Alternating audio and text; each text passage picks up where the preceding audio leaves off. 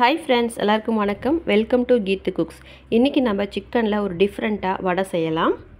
டிஃபரண்டான இந்த டிஷ்ஷை எப்படி செய்யலாம் அப்படிங்கறத பார்க்கலாம். அதுக்கு முன்னாடி என்னோட வீடியோ நீங்க ஃபர்ஸ்ட் டைம் பார்க்கறீங்கன்னா கண்டிப்பா லைக் பண்ணிக்கோங்க. கூட இருக்க பெல் ஐகான்ல ஆல் ஆப்ஷனை கிளிக் பண்ணி வெச்சுக்கோங்க. என்னோட கீத்து குக்ஸ் சேனலை சப்ஸ்கிரைப் பண்ணி வெச்சுக்கோங்க.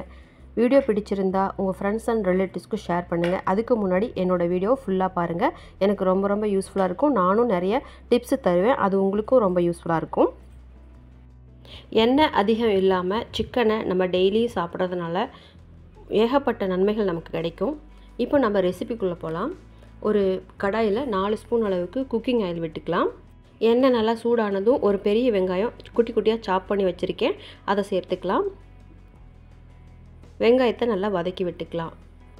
வெங்காயம் ஓரளவுக்கு வதங்கி வந்துட்டு இருக்கும்போதே கூடவே ஒரு தக்காளியை சாப் பண்ணி வச்சுருக்கேன், அதையும் சேர்த்துக்கலாம். ரெண்டும் ஒன்று போல் சேர்த்து வதக்கி விட்டுக்கலாம். வெங்காயம் கண்ணாடி பதம் வர வரைக்கும் வதக்கினா போதும். ரொம்பவே ப்ரௌனிஷாக வரணும் அப்படிங்கிற அவசியம் இல்லை.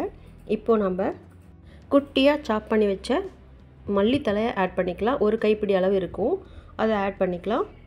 இப்போது வெங்காயம், தக்காளி, மல்லித்தலை மூணுமே ஓரளவுக்கு வதங்கினா போதும், வதக்கி விட்டுக்கலாம். தீயை நம்ம லோ ஃப்ளேம்லேயே வச்சுக்கலாம். ரொம்பவே அதிகமாக இருந்தாலும் தீஞ்சிரும். இப்போது ரொம்ப அழகாக க்ளீன் பண்ண குட்டி குட்டியாக சாப் பண்ண சிக்கன் 1/2 kg அதை ஆட் பண்ணியிருக்கேன், தண்ணி இல்லாமல். இப்போது இந்த பொருளோடு சேர்த்து நல்லா வதக்கி விட்டுக்கலாம். தீ ஹாஃப் ஃப்ளேம்லேயோ அல்லது லோவிலோ இருக்கிறதுனால இந்த சிக்கனில் இருக்கிற தண்ணியிலே ஓரளவுக்கு நல்லாவே வெந்து வந்துடும். பாருங்கள், இது தண்ணி விட ஆரம்பித்தாச்சு. சிக்கன் தண்ணி விட்டு அதுலேயே நல்லா குக் ஆக ஆரம்பித்தாச்சு. சிக்கன் பாதி அளவு வெந்த பிறகு சில்லி ஃப்ளேக்ஸ் 1 ஸ்பூன் அளவுக்கு நான் ஆட் பண்ணிக்கிறேன் காரத்துக்கு. அதே போல் கார்லிக் சீசனிங் 1 ஸ்பூன் அளவுக்கு ஆட் பண்ணிக்கிறேன். கூடவே பெரி பெரி சீசனிங்கும் 1 ஸ்பூன் அளவுக்கு நான் ஆட் பண்ணிக்கிறேன். இது எல்லாமே கடையில் வாங்கினது தான். நம்ம ஃப்ளேவருக்காக இதெல்லாம் ஆட் பண்ணியிருக்கோம். எப்படியும் உப்பு காரம் பத்தாது, மறுபடியும் நம்ம ஆட் பண்ணிக்கலாம், தேவைப்பட்டால் ஆட் பண்ணிக்கலாம். டேஸ்ட்டுக்கு 1/2 டீஸ்பூன் அளவுக்கு உப்பும் சேர்த்துருக்கேன். இப்போ இந்த மசாலா எல்லாம் ஒன்றா சேர்கிற மாதிரி நம்ம கிளறி விட்டு வேக விட்டுக்கலாம். நல்லா கிளறி விட்டு மூடி போட்டு ஒரு 5 நிமிஷம் போல் நம்ம வேக விட்டுறலாம். சிக்கனில் இருக்கிற தண்ணியிலே நல்லா கொஞ்சம் ஓரளவுக்கு எண்ணெய் பிரிஞ்சு வர வரைக்கும் வேக விட்டுக்கலாம். அப்பப்போ எடுத்து இடையில கிளறி விட்டுக்கலாம். இப்போது நல்லாவே சிக்கன் வெந்து வந்தாச்சு. சாப்பாக பண்ணியிருக்கிறதுனால சீக்கிரமாக வெந்துடும். இப்போது அரிசி மாவு ஒரு 4 ஸ்பூன் அளவுக்கு ஆட் பண்ணியிருக்கேன். கடலை மாவு ஒரு 100 கிராம் அளவுக்கு ஆட் பண்ணியிருக்கேன். நம்ம போண்டாவாவோ அல்லது வடையாவோ தான் போட போகிறோம். நான் வடை ட்ரை பண்ணியிருக்கேன். இப்போ இதில் கொஞ்சம் போல் காரத்துக்கு நம்ம எப்படி பார்த்தாலுமே சில்லி ஃப்ளேக்ஸோட காரம் பத்தாது. அதனால் ஒரு ஸ்பூன் அளவுக்கு நான் மிளகாத்தூள் ஆட் பண்ணியிருக்கேன். கூடவே ஒரு 1/4 டீஸ்பூன் அளவுக்கு இந்த மாவு சேர்த்ததுனால மீண்டும் ஒரு 1/4 டீஸ்பூன் அளவுக்கு உப்பு சேர்த்துருக்கேன். இப்போது இதெல்லாம் சேர்த்து வச்சு நல்லா மிக்ஸ் பண்ணி கிளறி விட்டுக்கலாம். தண்ணி பதமாக இருந்ததுன்னா மேற்கொண்டு கொஞ்சம் போல் நம்ம கடலை மாவு ஆட் பண்ணிக்கலாம். கடலை மாவு ஆட் பண்ணி நல்லா பிசைஞ்சு விட்டுக்கலாம். நல்லா கையாலே நம்ம பிசைஞ்சு விட்டுக்கலாம். ஆறிடுச்சு.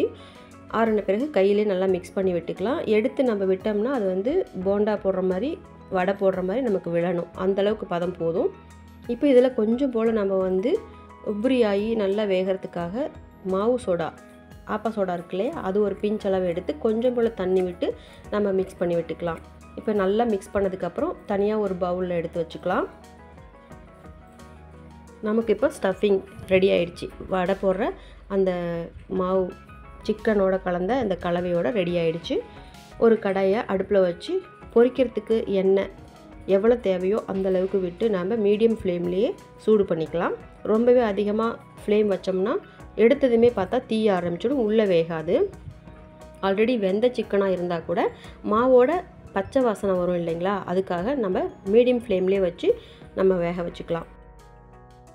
கடாயில் இடம் இருக்கிறதுக்கு தகுந்த மாதிரி நம்ம வடை போட்டுக்கலாம். நல்லா வெந்து வந்துட்டுருக்கு. அடுத்த பக்கம் வேகிறதுக்காக நம்ம திருப்பி விட்டுக்கலாம். அடுத்த பக்கம் நல்லா வெந்த பிறகு நல்ல ப்ரௌனிஷ் கலராக நமக்கு கிடச்சிருக்கு. வெந்த பிறகு நம்ம எடுத்துக்கலாம்.